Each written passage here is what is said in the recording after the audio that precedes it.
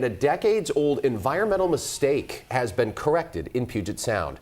The Department of Natural Resources removed thousands of tires that the agency put in the water intentionally 50 years ago in an attempt to boost marine life with artificial tire reefs. We first told you about this massive cleanup effort to remove those tens of thousands of tires earlier this year. Farah Jadjan with our Environment Northwest team has an exclusive look at the progress. The postcard-worthy view from Vernon Stoner's Olympia home along Puget Sound has changed recently. Once, it was only beautiful birds and fishing boats passing by.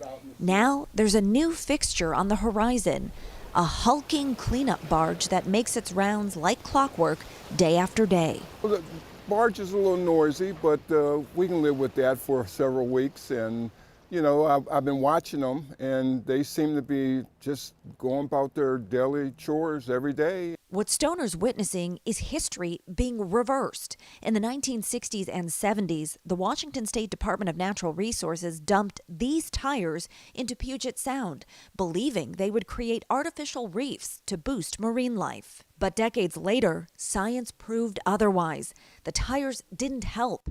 They hurt.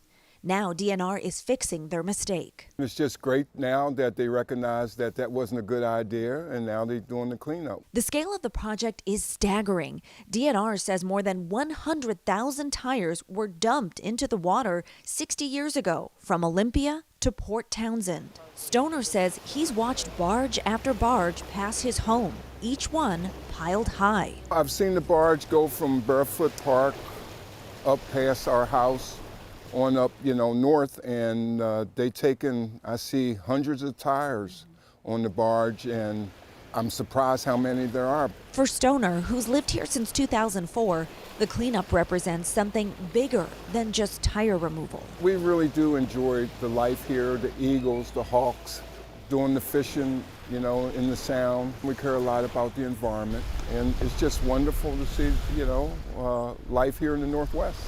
The difference between then and now?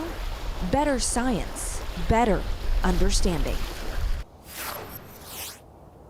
Now, DNR says the cleanup work is wrapping up, and when the team's finished, tens of thousands of tires will have been removed from Puget Sound.